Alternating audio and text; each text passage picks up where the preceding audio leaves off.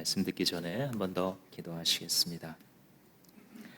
위대하신 하나님, 주님 앞에 종들이 섰습니다. 말씀해 주십시오. 종들이 따라 살겠습니다. 예수님 이름으로 기도합니다. 아멘. 여러분, 스포츠 영웅 하면 누가 떠오르십니까? 스포츠 영웅 가운데에 우리나라 피겨스케이팅 역사를 새로 쓴 김연아 선수가 있죠. 언젠가 한번 제가 그 경기 중인 장면에 외국 해설자가 이렇게 말한 것이 기억이 납니다. 저 김연아 선수가 현역으로 계속 활동하는 동안은 후배들의 발목이 부러지겠네요. 원래도 최고의 기량을 가지고 있는데 매 시즌마다 자기를 관리하고 기술을 향상시켜서 나타나니까 그 후배들이 계속 메달을 못 따고 좌절한다. 이런 류의 얘기였습니다. 김연아 선수는 선수 시절에 그 엄청난 연습량으로도 유명했죠. 1년 365일 중에 300일을 훈련장에 나가서 훈련을 하고 또 하루 평균 8시간을 연습을 합니다. 그리고 한 해 동안 점프를 10,000번을 뛴다고 합니다. 그리고 그 10,000번 중에서 약 2,000번 정도를 넘어진다고 하죠. 사실 관중의 입장에서는 이 김연아 선수가 넘어진다? 라는 장면을 많이 보지는 못했습니다. 왜 그럴까요? 점프를 뛰다가 넘어진다는 것은 뭐 회전력이 좀 부족하다든지 아니면 이 도움 닫기를 할 때 뭔가를 좀 삐끗해서 잘못했다든지 뭐가 하나 부족하다는 얘긴데 그 부족한 부분을 어마어마한 연습량으로 덮었기 때문에 실전에 갔을 때는 실수하지 않는 선수가 되는 거죠. 우리 신앙생활도 그와 같습니다. 우리가 신앙생활 중에 넘어지는 것은 피할 수가 없습니다. 우리에게 찾아오는 여러 시험이나 때로는 우리의 의지의 약함 때문에 넘어진다라는 사실은 우리에게서 우리가 죽는 날까지 어쩌면 떠나지 않을 수도 있습니다. 그런데 만약 우리가 예수를 믿고 세월이 흘렀는데도 동일하게 자주 반복해서 넘어지고 있다면 그것은 우리로 하여금 우리의 연습량을 점검해 봐야 한다라는 것을 가르쳐주고 있습니다. 무엇을 연습하느냐? 경건을 연습하는 것입니다. 디모데후서 4장 8절에서 사도 바울이 뭐라고 얘기했냐면 육체의 연습은 약간의 유익이 있으나 우리의 경건의 연습은 모든 일에 범사에 유익하니 금생과 내생, 그러니까 지금 우리가 살아가는 인생과 앞으로 다가올 생애에 있어서 모두 약속이 있고 유익이 있다, 이런 말을 합니다. 육체의 근육을 연습을 하면 뼈를 다치지 않고 하는 이런 장점들이 있겠지만 영혼, 우리의 경건의 일기를 연습하는 그 연습은 영원히 유익하고 모든 일에 있어서 우리가 이 세상을 살아갈 때에도 그리고 하나님 나라에 가서도 그때 그 경건의 연습 때문에 이와 같은 영광이 있었다고 말하게 된다는 것이죠. 그래서 오늘 여러분들과 경건에 이르기를 연습하는 이 주제에 대해서 나누고자 하는데, 먼저 시작할 때 여러분, 경건을 추구한다는 것은 위대한 일이라는 사실을 아십시오. 경건하다라고 말할 때 이 경건이라는 단어가 기독교 역사 속에서 영성이라는 단어로 이렇게 대체되던 시기가 있었습니다. 그때가 언제냐면 서구의 기독교가 쇠락을 하면서 사람들이 과학의 발전, 의학의 발전으로 인류 모두가 평화롭고 서로 사랑하는 세상이 올 거라고 유토피아를 꿈꿨는데 웬걸 그럴수록 과학기술이 발전하고 그럴수록 더 큰 파괴와 이 죽음이 나타나는 것을 지금도 여러분 환경 파괴를 통해서 보고 계실 텐데 사람들이 알게 되었죠. 그러니까 이제 이 서구 사회가 포스트 크리스천리티, 그러니까 기독교를 버리고 기독교 이후의 사회로 가게 되면서 이 현대주의적인 과학과 의학과 교육이 철저해지면 모두가 살기 좋은 세상이 될 것이라고 예상했던 것과 정반대의 방향으로 더 살기 힘들고 더 삶의 기쁨을 찾기가 더 어려워지고 더 공허해지면서 사람들은 기독교를 떠났기 때문에 영성이라는 것을 추구하게 됩니다. 그 영성이라고 말할 때 그 스피리추얼리티가 그 스피릿, 그 영이 무엇인가는 더 이상 묻지 않습니다. 그것이 범세계 안에 존재하고 있는 어떤 귀신이든 어떤 힌두교의 영이든 상관없습니다. 내 삶의 공허함을 채워줄 수 있는 초월적인 존재가 있다고 한다면 그것을 받아들여서 한번 삶의 이 힘듦으로부터 벗어나 보겠다. 그래서 서구의 불교가 조금 융성하기 시작하고 전 세계적으로 뉴에이지 정신이나 혹은 힌두교적인 이런 사상이 그러니까 나와 사물, 나와 영적인 신을 구분할 수 없다. 내 안에 있는 거인이 눈을 뜨면 나도 신의 일부가 된다. 이런 사상들이 계속해서 퍼지는 이유는 바로 영성에 대한 현대인의 목마름이기 때문이에요. 근데 이 영성이라는 단어는 사실 성경에 없습니다. 성경이 쓰고 있는 단어는 경건이에요. 경건이라는 것은 하나님을 닮아간다라는 뜻입니다. 그래서 오늘 이 경건을 연습하고 추구한다는 것이 얼마나 위대한 일인지에 대해서 성경이 어떤 길을 가르쳐 주고 있는지 여러분들과 한번 나누려고 합니다. 한마디로 시작하자면 경건이 왜 위대하냐면 하나님의 성품에 참여하는 것이기 때문에 그렇습니다. 자세히 한번 살펴보자면 오늘 우리 베드로후서 이 편지는 여러분들도 아시는 것처럼 베드로 사도가 쓴 편지가 2개가 남아있는데 그 중에 2번째 거죠. 당시에 영지주의 이단이 들어와서 지식적으로 통달을 하면 당신은 구원받는다라고 하는 거짓 교리를 계속해서 가르쳐줘요. 기독교인들이 예수 믿고 구원받았으면 아무렇게나 살아도 너희들은 이미 영적인 지식을 깨달았기 때문에, 그래서 영지입니다. 영적인 지식을 깨달았기 때문에 너희들은 천국 가. 그러니 삶은 막 살아도 돼 라고 하는 거짓된 이단 교리가 이미 초대교회 때 들어왔고 거기에 대해서 대응할 필요를 느껴서 사도 바울이 쓴 편지가 바로 베드로후서입니다. 1, 2절에 편지를 쓴 이유가 나타나 있는데 결국 쭉 나타나는 것을 요약하면 목적이 뭐라고 말하고 있냐면 2절에 하나님과 우리 주 예수를 알므로써 은혜와 평화가 여러분들에게 더욱 풍성해지기를 원합니다. 줄이자면 은혜와 평화가 풍성해지게 하려고. 이게 편지를 쓰는 목적이거든요. 근데 은혜와 평화가 우리의 삶에 풍성해진다. 여러분 예수님 믿고 나서 여러분들도 아마 공감하실 텐데 예수님을 믿고 나서 내가 신앙생활 하는데 내 마음속에 정말 평화가 있는가? 그죠? 내가 예수님 믿고 신앙생활 하는데 내 마음속에 은혜가 가득한가? 그렇지 않을 수도 있는 현실에 대하여 베드로가 가르치는 거예요. 그래서 이 편지의 목적은 결국은 이러이러한 과정을 겪어서 여러분들 속에 은혜가 넘치고 평화가 가득하기를 바래서 쓰는 목적인 거죠. 그러니까 이 편지를 잘 읽고 배우게 되면 이 2가지가 우리에게 선물로 주어지게 되는 겁니다. 근데 과정이 뭐냐면 은혜와 평강이 주어지는 과정이 뭐예요? 저기서 보면 하나님과 주 예수를 알므로써. 이상하리만치 단순해요. 우리가 삶에서 만나는 문제들이 얼마나 복잡하고요. 또 이 현대 사회에서 우리로 평화를 누리지 못하게 하는 복잡다단한 경제, 사회, 정치적인 일이 얼마나 많이 있습니까? 그죠? 근데 사도는 너무나 단순하게 암이라는 한 단어를 우리에게 줘요.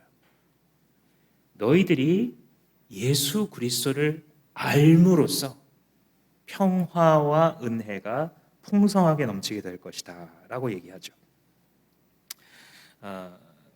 이게 어떻게 그렇게 된 건지 1절 말씀부터 다시 한번 보시면 예수 그리스도의 종이요 사도인 시몬 베드로가 우리 하나님과 구주 예수 그리스도의 의를 힘입어서 우리의 믿음과 같은 귀한 믿음을 받은 이들에게 이 편지를 씁니다. 우리의 믿음과 같은 믿음이라는 것은 예루살렘에서 시작된 이 교회에서 복음이 전파되기 시작했고 당시에 소아시아를 중심으로 흩어져서 살던 그리스도인들을 대상으로 지금 이 편지를 쓰는 거거든요. 우리와 당신의 믿음이 같다. 근데 어떤 믿음에 있어서 같냐면 예수 그리스도의 의를 힘입어서 구원받았다라는 점에 있어서 같다는 거예요. 지난번에 여러분들과 이걸 칭의라고 말했죠. justification. 원래 의롭지가 않아요, 이 사람이. 그런데 하나님께서 어떤 이유 때문에 의롭다라고 칭해 준다 그랬죠. 이 이유가 뭐예요? 어떤 이유? 그게 뭐예요?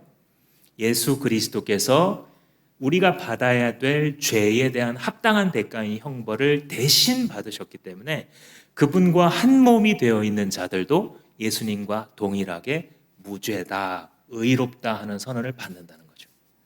그래서 참 살아가다 보면 저 스스로 얼마나 속 좁은 인간인가 생각하게 돼요. 때로는 예수님 전혀 안 믿는 분들보다도 참 속이 좁고 성격이 별로 안 좋구나 이런 생각을 하게 됩니다. 제가 의로워서 성도가 되고 의로워서 목회자가 되는 것이 아니라 기독교 신앙이라는 것은 너는 아무 자격이 없는데도 불구하고 너를 만드신 창조주께서 너를 그만큼 사랑하셔서 예수 그리스도로 대신 그 죄에 대한 대가를 지불하게 하셨다라는 것입니다. 그래서 한마디로 예수 그리스도의 의를 힘입어서 구원받았다 그래요. 그런데 그 구원받았다는 표현을 뭐라고 하는지 한번 보세요. 의를 힘입어서 귀한 믿음을 받았다 이렇게 표현을 하죠. 그죠? 수동태예요, 이게 지금. 원래는요, 믿음을 가졌다 이렇게 표현할 수 있는, 능동태로는 이렇게 할 수 있거든요. 근데 수동적인 뜻으로 여기서 여러분들이 그 의 때문에 믿음을 받았다라고 얘기하고 있는 거예요. 이게 믿음의 특성이에요.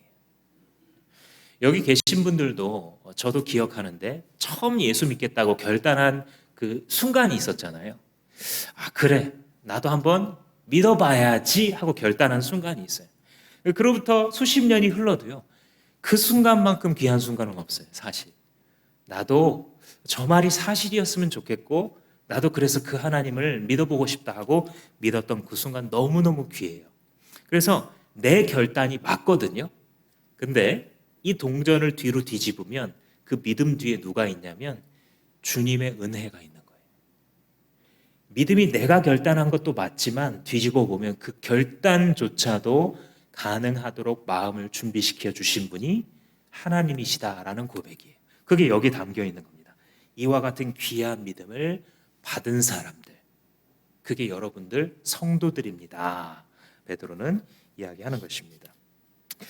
그 다음에 이제 2절에 보시면 하나님과 우리 주 예수를 알므로써 은혜와 평화가 여러분에게 더욱 풍성해지기를 바랍니다. 그런데 예수님 앞에 우리 주 예수 이렇게 되어 있죠. 제가 이 단어가 나올 때마다 계속 설명합니다. 모든 서신서에 들어가 있어요. 우리 주 예수 그리스도. 여러분, 기독교는 주인이 있는 종교입니다. 기독교가 주인 되신 예수로부터 떠나 탐욕을 부리게 될 때 우리는 주 예수의 영광을 드러낼 수 없게 되는 거예요. 현대사회처럼. 우리가 초대교회의 공동체의 모습을 회복하고자 하는 것은 본래 이 복음화의 영광 안에 있었던, 그래서 사람들이 자기의 목숨과도 자기의 목숨을 내놓더라도 이 예수 그리스도의 복음을 지키려고 했고 그 예수 그리스도의 몸된 교회 공동체를 지키려고 했었던 그 기독교의 참된 능력을 회복하고 싶기 때문입니다. 여러분, 주인이 있다라는 거 어떠세요? 제가 예수님을 인격적으로 만나기 전에요, 이게 정말 걸리더라고요. 아니, 사람이 자유롭게 자기의 의지를 갖고 살아야지 기독교를 믿으면 내 위에 주인이 생긴다? 이것처럼 답답한 게 없더라고요. 여러분들은 어떠셨습니까? 우리 교회에 착한 분들이 많으셔서 안 그런 분들도 아마 있을 수 있겠습니다만 대다수는요, 상식적인 인간으로서 이 교리부터 받아들이기 힘들어요. 본성에 반해요. 내 마음 가는 대로, 주어지는 대로 자유롭게 살고 싶은 자기의 마음에 반대되는 교리가 우리 주 예수라는 말이에요.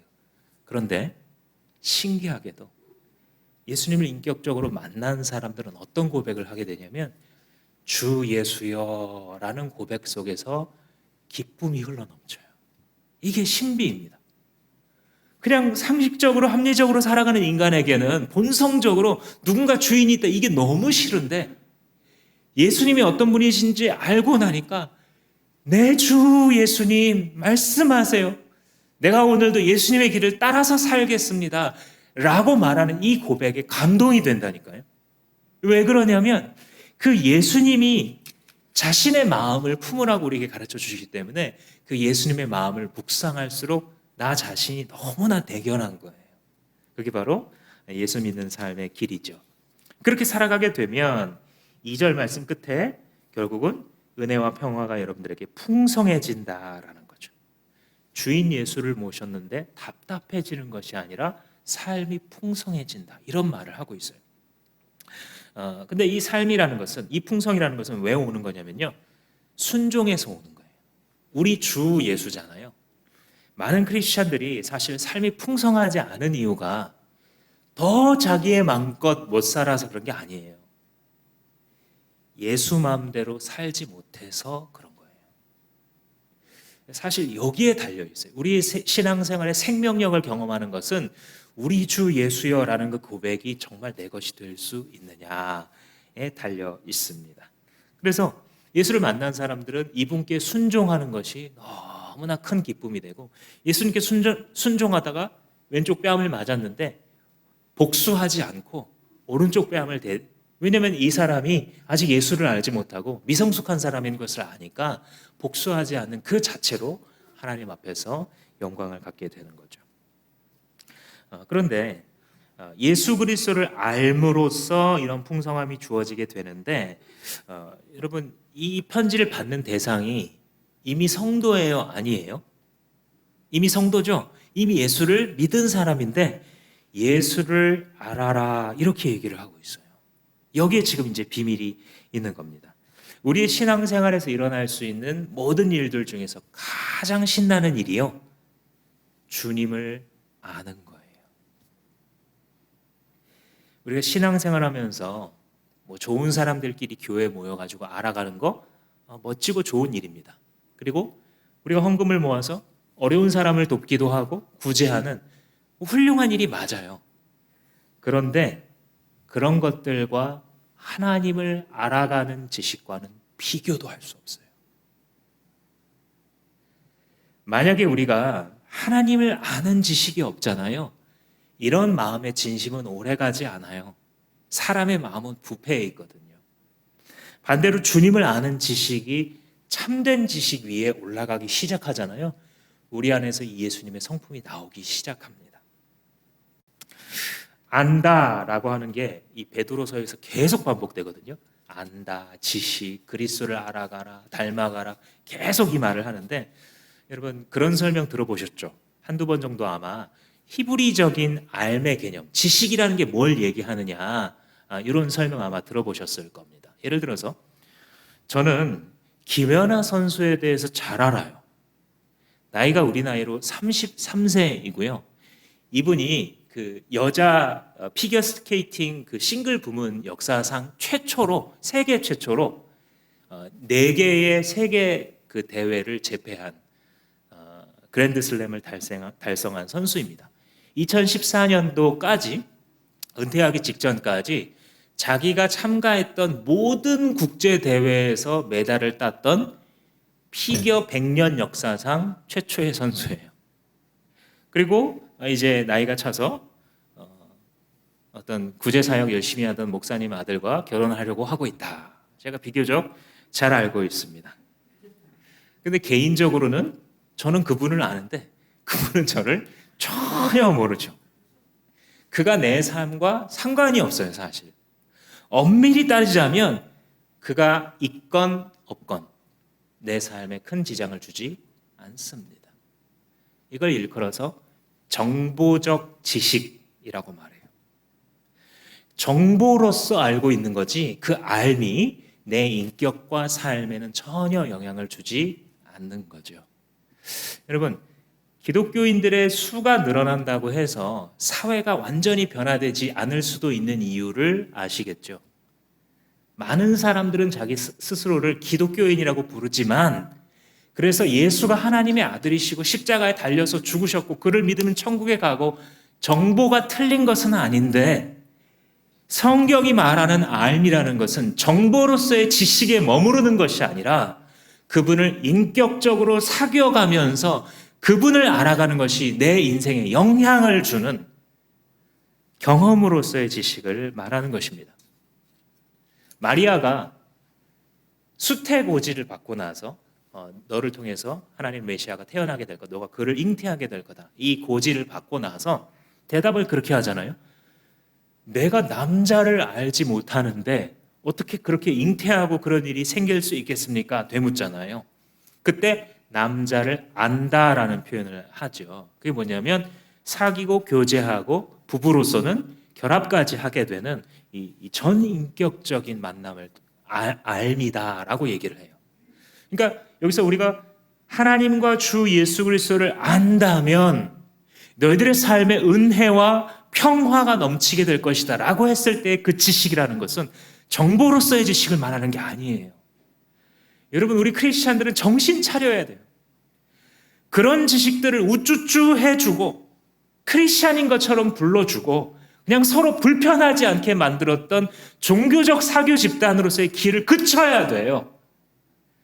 우리가 예수를 믿는다는 것은 지금 교세들이 줄어들고 전 세계의 교회들이 힘을 잃고 있는 이 시대에 주님께서 우리에게 회복하기 원하시는 것은 주님을 경험적으로 아는 것이에요.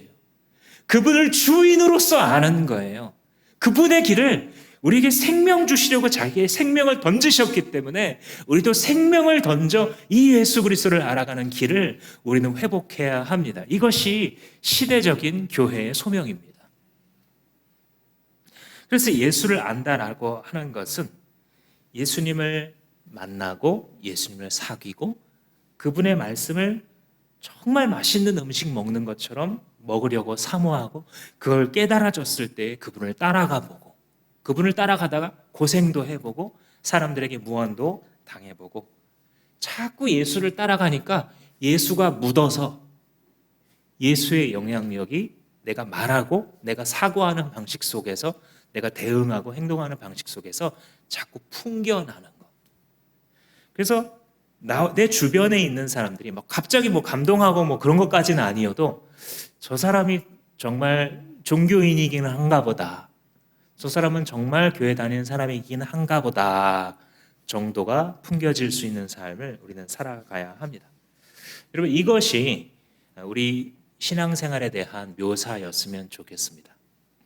저는 우리 교회를 위해서 기도할 때 우리가 주 예수 마음대로 쓰시는 주마음교회라는 이름을 가지고 있고 엊그저께도 만난 한 분이 목사님, 제가 이 주보 보기 전까지는 주님의 따뜻한 마음 그런 교회인 줄 알았어요. 이렇게 말씀을 해오시더라고요.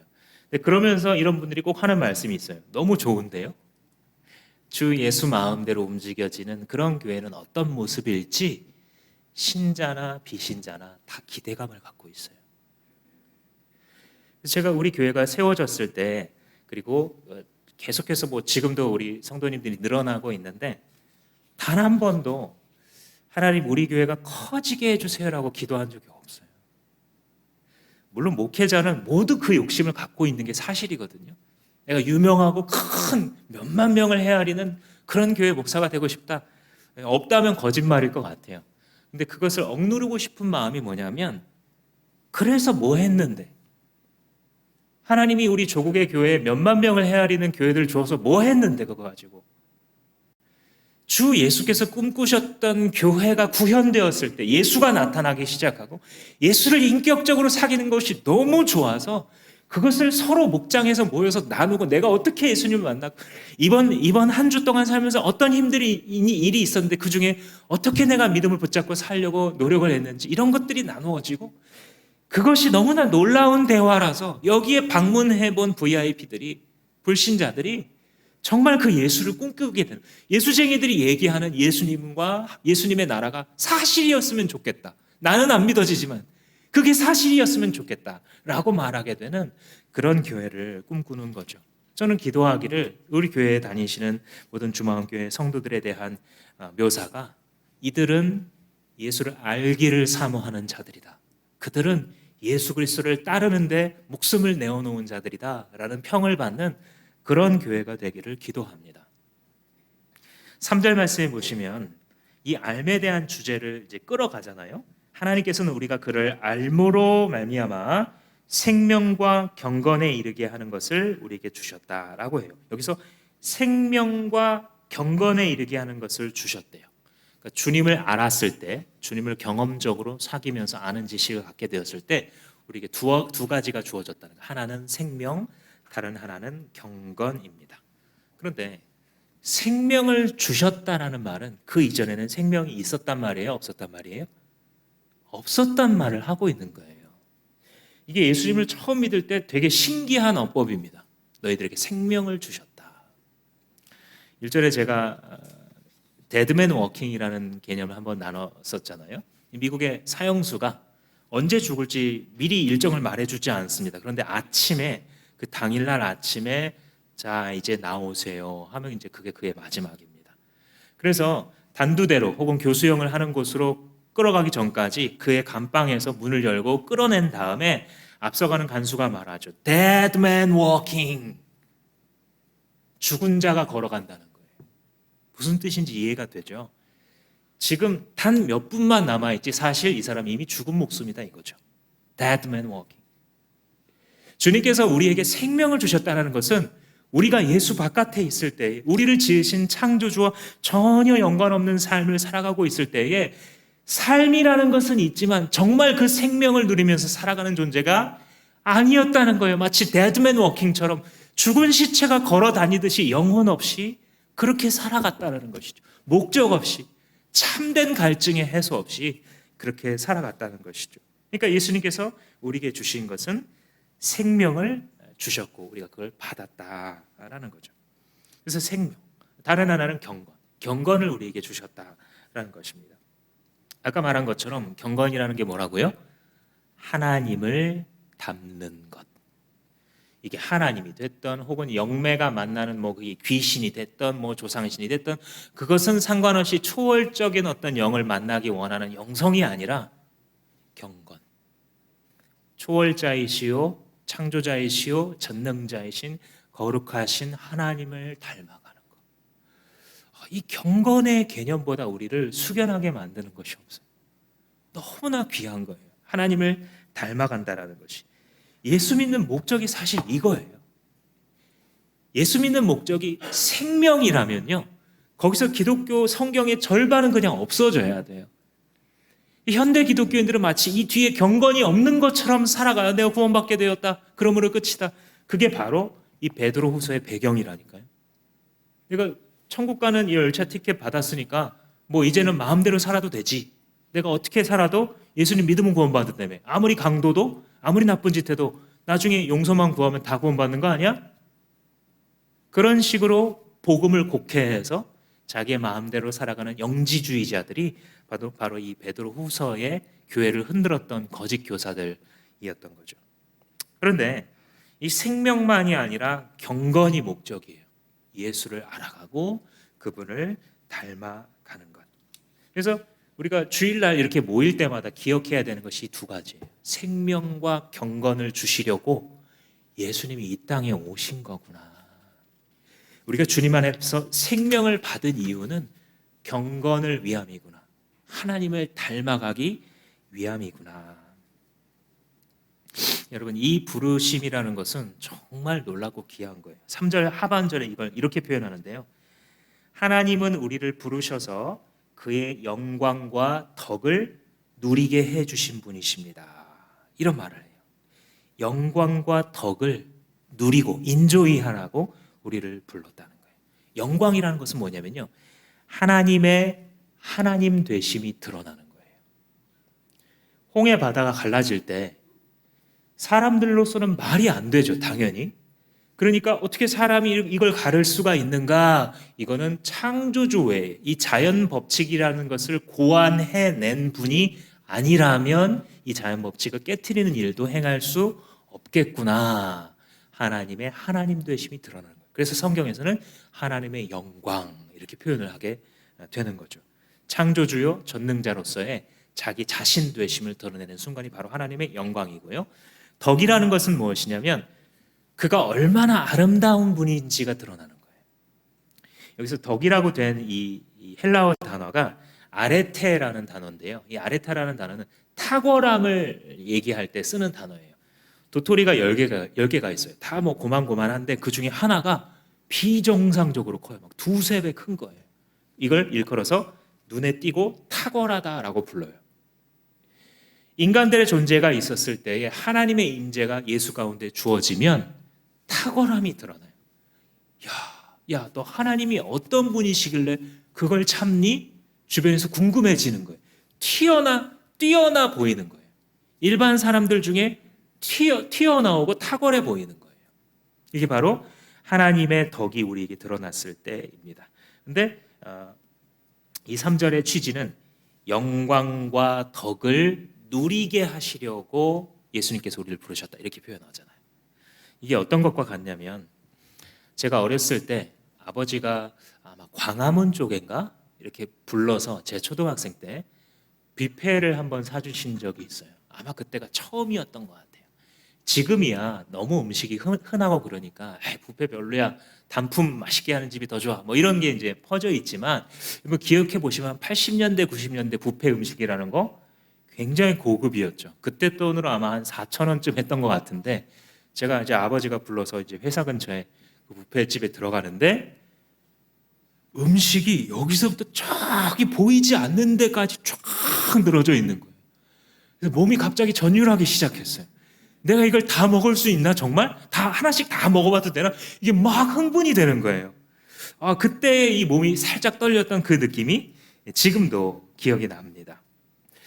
여러분, 하나님의 영광과 덕을 누린다라는 것은 그런 거예요. 비유컨대 생각을 해보세요. 우리가 뭐 대한민국에서 유명한 누구를 만난다 그래도 막 사람들 어쩔 줄 모르고, 얼마 전에 보니까 뭐 어떤 배우가 영화 시사에 와가지고 한번 막 안아주니까 막 사람들이 보니까 뭐 10대도 아니고 한 40대쯤 돼 보이는데도 막 흥분하고 좋아하는 모습을 보는데, 하물며 하나님의 영광과 덕을 와서 먹으라고 주님께서 하셨을 때에 우리의 영혼이 어떨 것인가?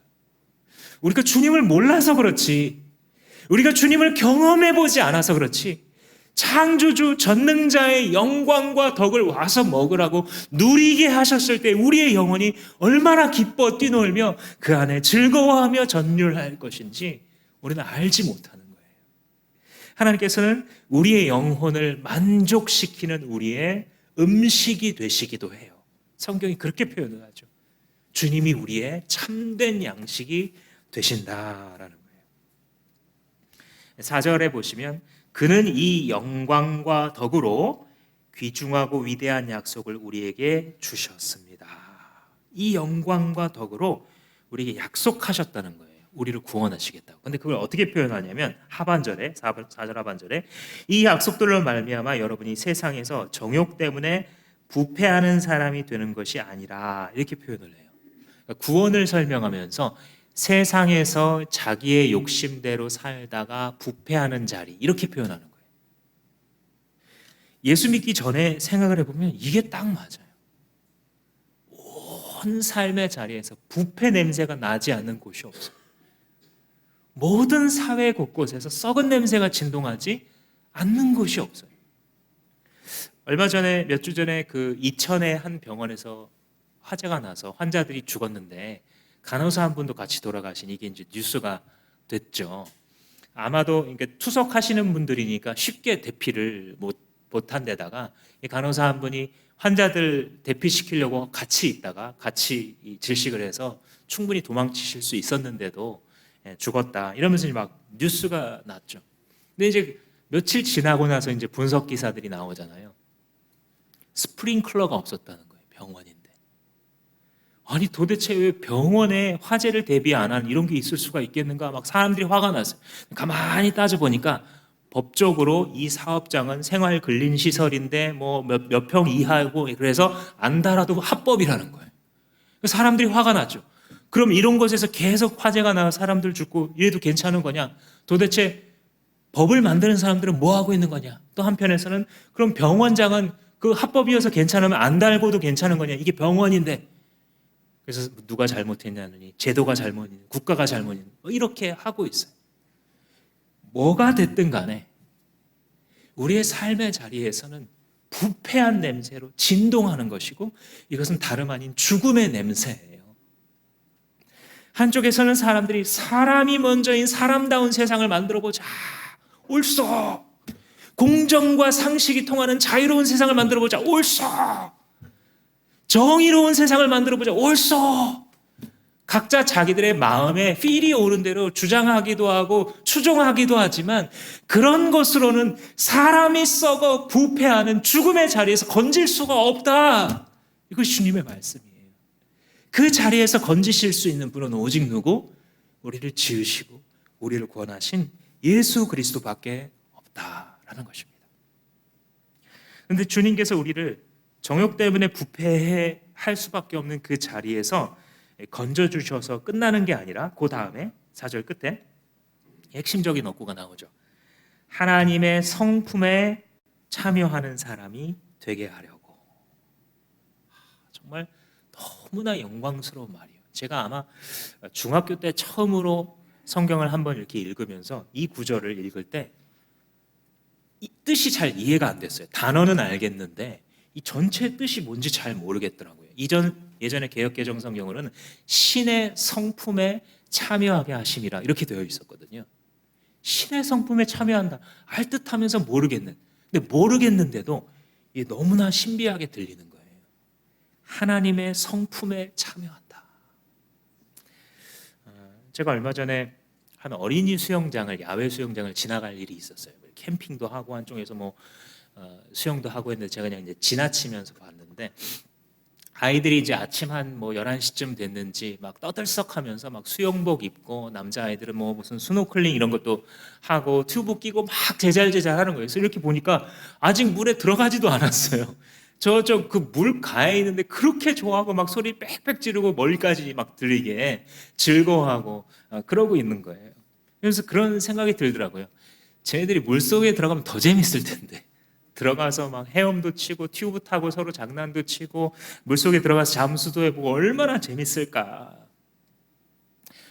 하나님의 성품에 참여한다는 것이 마치 예수 믿는 것이 좋아하는데 아직 물가에 머물러 있어서 수영복 입은 걸로 흥분하고 이 물안경 쓴 걸로 흥분하는 거와 비슷해요. 언제까지요?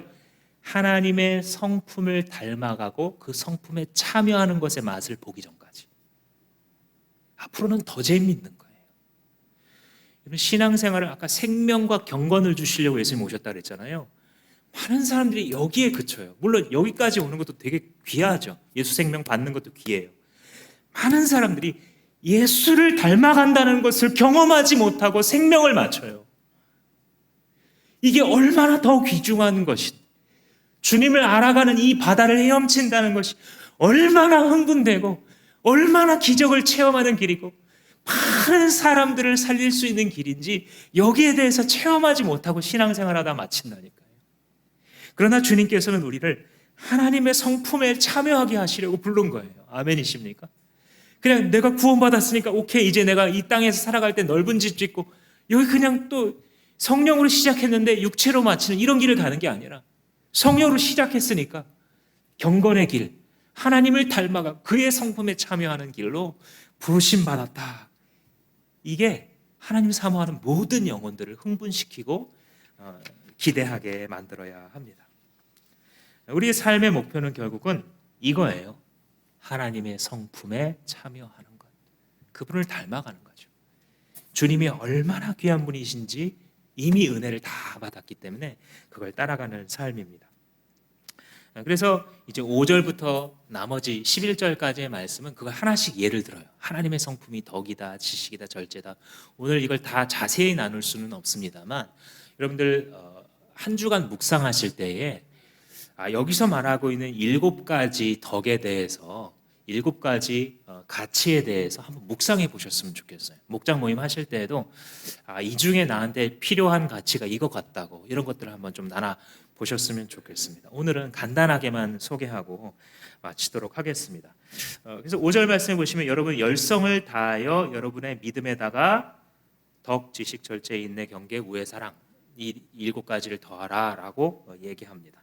그 중에서 믿음의 덕을 더하고 그러잖아요. 아까 믿음이란 게 뭐였냐면 생명과 경건을 받게 하는 그게 믿음이었잖아요.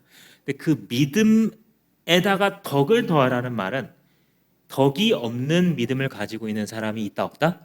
있다라는 얘기예요. 이게 어떤 상태인 거냐면 열성적으로 신앙생활하는 것처럼 보여요, 이 사람이. 그런데 이 사람이 열성적으로 하는 그 속에 많은 사람들이 상처를 받아요. 이게 덕이 없는 믿음이에요. 그렇다고 해서 이 믿음이 나쁘냐? 그건 아니에요. 여러분, 단계라는 걸 이해할 수 있어야 돼요. 흠이 있다고 해서 모든 게 다 가짜인 건 아니에요. 이 형제가 한번 넘어졌다고 해서 그동안 했던 모든 게 다 가짜인 건 아니에요. 그런 식으로 사람을 보면 안 됩니다. 다만 성장의 단계가 있는 것처럼 아직 덕이 없어요. 그러나 열심은 있는 거예요. 이건 진심이에요. 하나님이 기뻐하세요.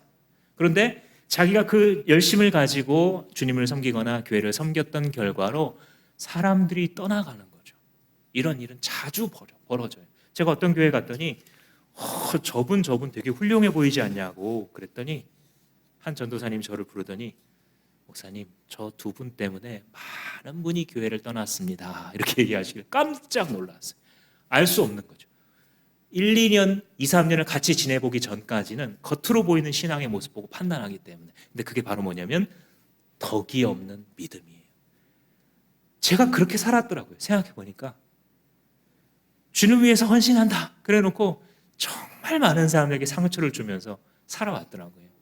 근데 그 믿음은 나 자신에게는 열심이지만 하나님 보실 때는 열매를 많이 맺기에는 너무나 유치한 믿음이었던 거죠.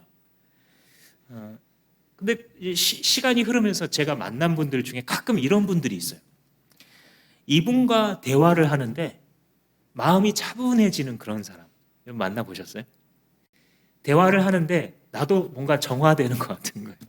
아 그래 뭐 이런 거 막 계산하고 따지는 게 별거 아니구나. 아, 그게 뭐가 중요하겠어. 이런 생각이 들어요.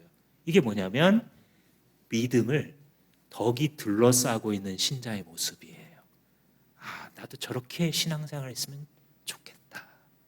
나도 신앙생활 하면서 저렇게 나이 들어갔으면 좋겠다라는 걸 느껴지게 하는 거. 그게 바로 덕이 더해진 믿음의 모습이에요. 그 다음에 덕이 있는 사람들은 지식을 더하라 이런 얘기를 하는데 마찬가지로 덕이 있지만 정확한 진리의 지식을 갖지 못한 케이스도 있는 거예요. 베드로 후서가 바로 그런 케이스예요. 그러니까 거짓 교사들이 들어와가지고 야 우리 진짜 좋은 성경 공부 한번 해보자 하니까 확 흔들리는 거예요. 그러나 여러분 우리가 그럴듯한 말로 사람들을 흔드는 이런 이단 사상들을 정말 조심해야 되고요. 그러려면 교회와 목회자와 좀 가까이 있을 필요가 있어요. 뭔가 의심되면 물어보는 거예요. 목자님께 물어보고 목자님이 해결이 안 되면 목회자랑 상담을 해보고. 이 당시에 이단이 영지주의라는 이단이어서 헬라어로는 그노시스인데 영적으로 아는 지식인 거예요. 그래서 그 지식만 있으면 삶은 어떻게 살아도 주님이 다 구원해 준다. 이렇게 믿은 거예요. 이단이죠. 그래서 이런 거짓 교사를 물리치기 위해서 했는데 우리도 이번에 이제 작은 목자 훈련을 하면서 삶 공부를 할 때 이 지식 같은 것을 전달하는 데 큰 주안점이 있죠. 삶의 변화를 추구하는 지식. 그래서 제가 가급적이면 한 학기에 들었던 거라도 또 복습하고 또 복습하는 자세를 가지라는 이유가 뭐냐면 우리가 자꾸 까먹거든요. 그러나 지식 위에 올바로 서기 위해서 이런 훈련들은 너무나 귀중한 것입니다. 그리고 절제. 그 다음에 이제 절제를 더하라 그러잖아요. 이건 여러 가지를 설명할 수 있는데 그 중에 하나만 설명해 보자면 지식이 많은데 절제가 없는 분들이 있어요. 뭐냐면 대표적으로 뭐 하면 쭈르륵 나와요. 목장 모임 하는데 뭐 하면 쭈르륵 나와요. 아는 게 진짜 많은 게 맞아요. 똑똑한 게 맞습니다. 그런데 잠언 말씀에 경우에 합당한 말은 은쟁반에 아로 새긴 금사과다 이런 말 하잖아요. 이게 뭐냐면 때와 장소에 맞는 말이 있다는 거예요. 내가 많이 알고 있지만 그러나 그 장소에서 사람들에게 은혜를 끼치고 힘을 불어넣어 줄 수 있는 말도 있지만 그냥 자기 이 지식 족보 자랑하는 것 외에는 큰 의미가 없는 그런 것도 있다는 거죠. 이 성경에 대한 지식이 많은 것도 그래요. 때로는. 그래서 이 지식이 있는 분일수록 결국은 절제하면서 주님의 때를 기다릴 줄 아는 이런 모습이 필요하다. 이렇게 하나를 적용해 볼 수 있습니다. 그 다음에 인내를 더하라 했는데 절제라는 것은 잠시 하는 것이라고 한다면 인내라는 것은 오랜 시간을 참고 견디는 거예요. 신앙생활 하다 보면 자기 절제가 큰 숙제일 때가 있어요. 이것도 쉽지 않습니다. 그죠? 뭔가를 절제하고서 그 시간에 주님을 사랑하는 이게 쉽지 않은 거예요. 그런데 자기 절제하는 것과 인내는 또 다른 영역인 것이, 인내는 나만 절제하면 되는 것이 아니라 불편한 사람을 기다려줘야 되는 거예요. 그래서 신앙이 성숙했다, 영적인 리더십을 가진 사람이다라는 게 뭐냐면 다른 것이 아니라 불편하게 하는 사람이 성장할 때까지 기다려주는 능력. 이게 진짜 리더십입니다. 목장에서 그리고 교회에서 신앙생활할 때 반드시 있어요. 없을 수가 없어요. 심한 경우에 자기를 제외한 모든 사람이 불편한 경우도 있죠. 이러면 이제 내가 영적인 슬럼프인 건데, 근데 기도하면서 주님, 내 안에 인내를 허락해 주세요. 나도 하나님께서 나를 얼마나 오래 기다려 주셨는지 잘 압니다. 아까 은혜 나눔 해주신 것처럼 정말 자식이 변할 때까지 울고 웃으며 기도하며 또 엎드리고 훈련받고 자기 가슴을 쳤던 이런 아비의 심정과 같이 하나님께서 우리를 구원하시고자 이 자리에 부르실 때까지 얼마나 오랜 기간 기다려주시고 나의 변덕을 다 참아주셨는지를 생각하면 우리가 이 성품을 연마할 수 있어요. 그래서 인내가 우리 안에 나타나게 되면 이때부터 리더입니다. 경건이라는 것은 아까 설명한 것처럼 주님을 닮은 태도인 거죠. 주님을 닮는 이 경건으로 들어가는 것이 참 이 사소한 것에 의해서 시작될 때가 많아요. 운전을 하다가 예를 들면 내 앞에 끼어드는 차에 대고 더 이상 욕을 안 해봐야지, 줄여봐야지, 뭐 이런 겁니다. 되게 사소한 거예요. 근데 그 이유가 뭐냐면 은혜를 받았거든요. 자기가 말씀을 듣다가 그래, 내가 예수 믿는 사람인데 모든 것이 가하나 모든 것이 유익한 것이 아닌데 무엇이 나에게 어울릴까, 이런 생각하다 보니까 그런 사소한 결정 하나 하는 거예요. 그러다 변화되기 시작하는 거예요. 우리가 그 작은 목자 훈련할 때 하는 성경 공부도 삶 공부라고 부르잖아요. 그 이유가 삶으로서 주님을 자꾸 닮아가려는 그런 노력이기 때문이죠. 우애라는 것은 여기서 지금 성도 간의, 신도 간의 우애다 이런 말을 했는데, 원래 직역을 하자면 형제 간의 사랑 이거예요. brotherly love. 이 원어로는 필라델피아. 여러분 많이 들어보셨죠? 도시 이름이기도 하고 초대교회의 한 이름이기도 한데, 이 필라델피아가 뭐냐면 필 사랑하다, 필레오 사랑하다, 아델포스 성제들을, 그러니까 형제들을 사랑하는 사랑, 즉 피를 나눈 혈연 관계의 사랑을 말해요. 이게 당시 1세기 그 그레코로망 그 세계에서는 친족 관계가 자기의 보호망이거든요. 그래서 구약 성경에도 보면 고아와 나그네와 과부를 잘 대접해줘라 이런 말을 하는 게 혈연 관계가 주는 안전망이 끊어진 분들이에요. 이분들이. 그러니까 이 고대 사회에서는 혈연 관계 아니면 절대 안 도와주는 거예요. 그런데 예수 믿는 공동체에 뭐가 나타나기 시작했냐면, 너와 내가 혈연 관계가 아닌데, 친족 관계가 아닌데 마치 친족이 친족을 지켜주는 것처럼 상대를 지켜주는 현상이 벌어지는 거예요. 교회 안에서. 피를 나누지 않았는데 피를 나눈 형제처럼 사랑해주는 일이 생겨나기 시작한 거예요. 교회에서. 그게 바로 필아델피아, 형제 간의 사랑. 여기서 말하는 신도 간의 우애인 것이죠. 이것이 깊어지면 마지막 사랑을 더하고 그랬잖아요. 이 사랑은 아가페 사랑입니다. 모든 경건의 완성, 조건 없는 사랑이죠. 하나님을 닮아가는 것이 경건이라고 하는데, 하나님이 어떤 존재예요? 결국 궁극적으로 조건 없이 우리를 사랑해 주신 분이잖아요. 거기까지 간다는 거예요. 우리가 살아갈 때 많지는 않을 수 있겠지만 이런 사랑을 경험한 분들이 있어요. 정말 복된 분들이세요. 자기를 끝까지 포기하지 않고, 때로는 자기가 막 고슴도치처럼 다가오는 사람 막 다 찌르고, 자기를 섬겨주려는 사람 막 외면하고 막 뿌리치고 일부러 말 안 듣고, 그런데도 불구하고 오랜 기간 자기를 사랑하고 기도하고 품어주신 그런 사람을 만난 분은 정말 복된 분이에요. 그런 사람을 만나본 적이 없는 분들은요, 그런 사람이 되시면 돼요. 나의 삶 가운데 나의 다음 세대들에게 나와 함께 신앙생활하는 지치고 지친 우리 동료 신도들에게 내가 그런 사랑을 가지겠다. 하나님 거기까지 성장할 수 있도록 나를 불쌍히 여기소서. 그렇게 기도하면서 가실 수 있었으면 좋겠습니다. 사랑하는 주마음교회 성도 여러분, 주 예수를 알기를 사모하십시오.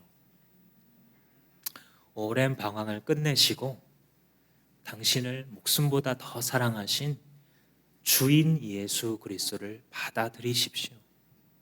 그분을 알 때에 당신에게는 평화와 은혜가 주어질 것입니다. 그분에게 생명을 받은 여러분, 경건하기에 힘쓰십시오. 그 속에 모든 보물이 뷔페처럼 다 들어가 있습니다. 하나도 놓치지 마시고 주님을 닮아가는 여러분 되시기를 주님의 이름으로 축복합니다. 다 같이 기도하실 때에 하나님께서 주신 성품 한 가지를 붙잡고 기도했으면 좋겠습니다. 또한 내가 정말 예수님을 알지 못한다고 느껴지시는 분들은 주님, 내가 인격적으로 주님을 알게 해 주십시오. 주님을 따르는 자가 되게 해 주십시오. 다 같이 한번 기도하시겠습니다. 우리 모두의 아버지이신 하나님, 우리 안에 주 예수 그리스도를 모신 것이 어찌 그리 기쁘고 보배로운지요. 우리 안에 모신 주 예수 그리스도를 담은 인생들 되었사오니 거기에 걸맞는 인생 살아갈 수 있도록 주님 우리를 빚어주시고 축복하여 주옵소서. 우리의 믿음의 지식과 절제와 인내와 경건과 형제 우애와 사랑을 더하여 주셔서 하나님 닮은 경건으로 주님의 영광 드러내는 우리 모두 되도록 축복하여 주시옵소서. 예수님의 이름으로 기도합니다.